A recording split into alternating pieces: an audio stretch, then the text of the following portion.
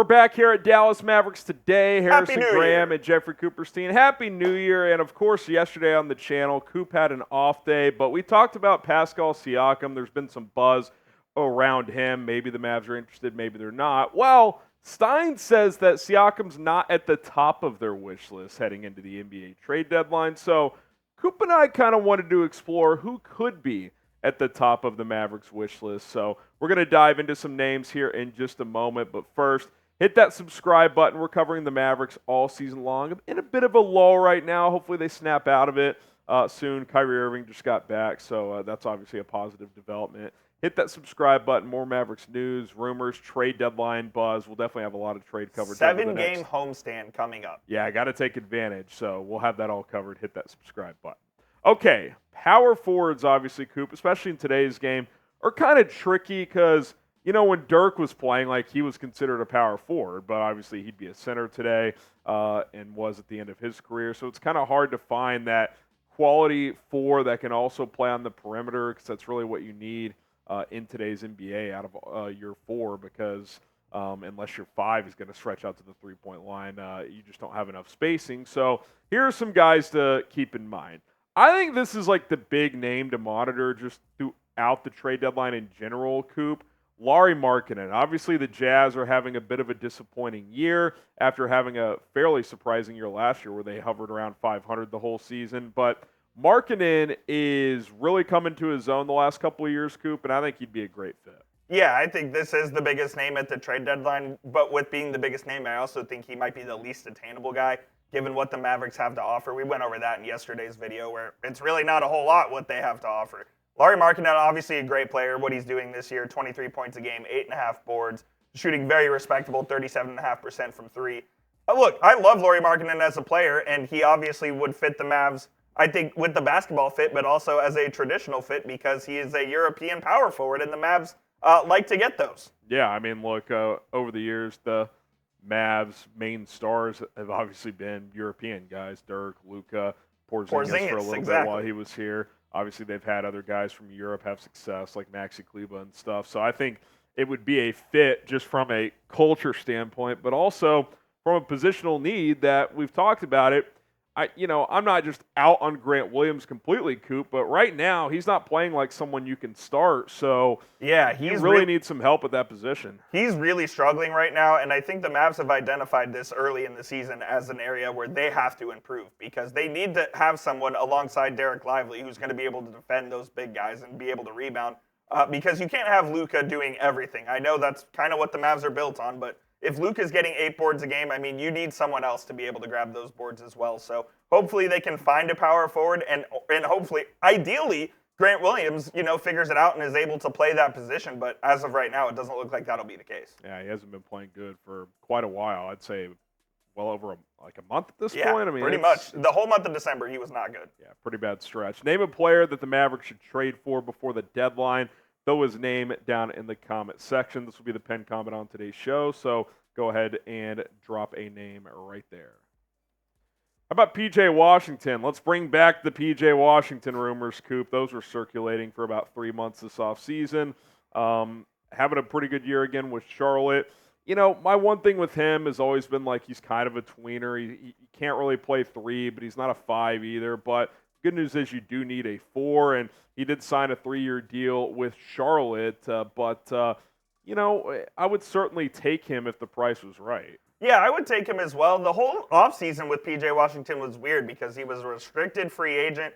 No one really tested the market for him, and then just a couple of weeks before the season, he signed a 3-year deal worth about $15 million a season. So he's locked in for the next couple of seasons. He's an intriguing player for me, a good scorer off the bench. He's similar to a guy that we're going to be talking about later, who I don't really think fits exactly what the Mavs are looking for, because I think what the Mavs are looking for a guy who's prioritized defense and rebounding over his offensive game, and I think P.J. Washington is much more offensive-oriented. Yeah, I would definitely agree with that. And if you're going to go the offensive-oriented route, sure, it's going to cost more, but I'd rather get a guy like Markkanen in here who is a dynamic scorer, whereas Washington's a good scorer, but he's not, a 20-plus point guy.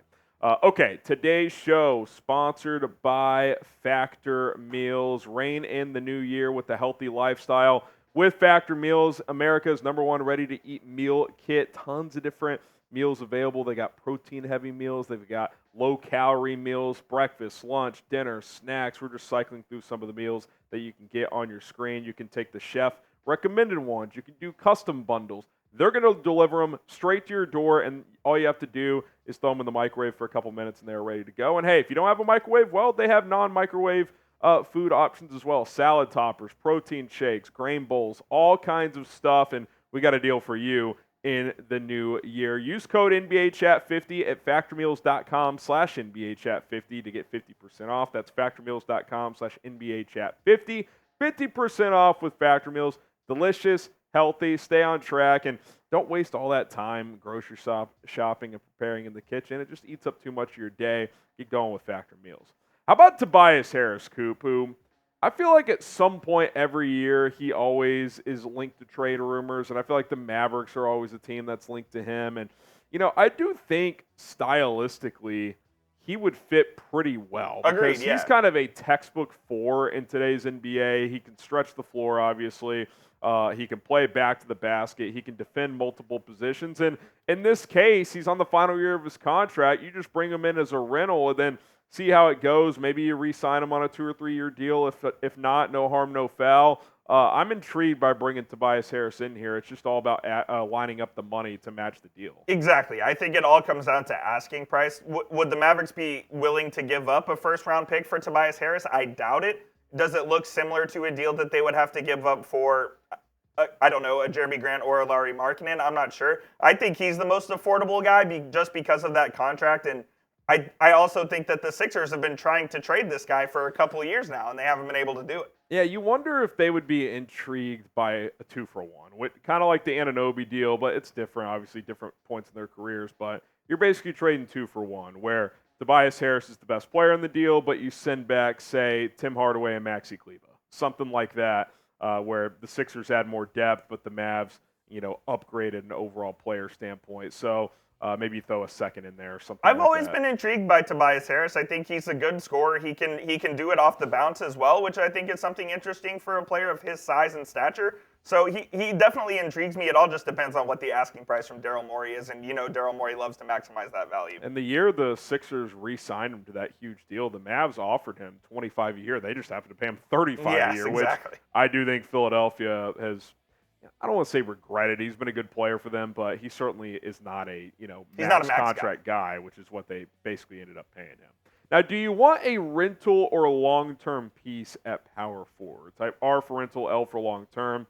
I mean, I don't mind a rental, Coop, especially for like a guy who's going to be your number 3 or number 4 piece, because just bring him in, and if he's a great fit, you can re-sign him still. I mean, technically, Kyrie was a rental last year. Kyrie was a rental, so yes. Just because it's a rental doesn't mean that can't later turn into a piece that's here beyond this year. So I'm not closing the books on a guy that might just be here for 1 year. And the reason I'm okay with it, too, is it's also not going to cost you as much. Yeah, it would actually add the Mavs flexibility down the road, especially because if you're giving up guys like Kleber and Tim Hardaway who have multiple years left on their deal, it would clear some money off the books. Yeah, no doubt about it. R for rental, L for long-term.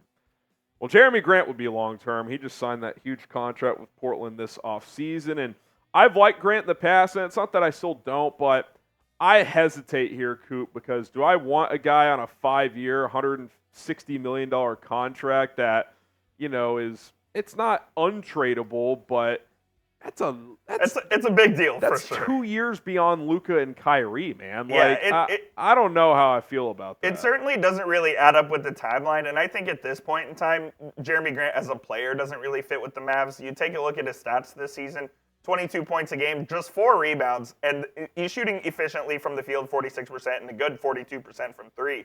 I just think, like I said earlier, the Mavs are looking for a guy who's going to give them 6 to 7 rebounds a game, and Grant just doesn't do that. He's a great scorer, but that's all he is. Yeah, and I feel like at one point he was considered a top defender, but I don't think he's really that anymore. And my problem with Grant, too, is that, he just, what is he on a contending team?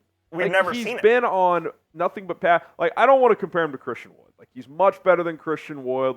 There's no evidence that he's a bad teammate or anything like that. But, I don't know if you stick him behind Luka and Kyrie that he's, super effective. I think he's a good player, but for $30-35 million per year to be a clear number 3, not rebound, and the defense is going to come and go. I don't know. I'd rather go the rental option than commit to Jerami Grant. The contract certainly gives me pause. I mean, it was 5 years, $160 million. That's a lot of money. And like you said, it goes beyond the Luka and Kyrie deals. So I'm not sure that's something I want to do. Any notable contract, honestly, $20 million or more, that is longer than the Luka Kyrie timeline really makes me hesitate because I don't feel great about that because in the worst scenario that could pop up is if Luka decides to leave.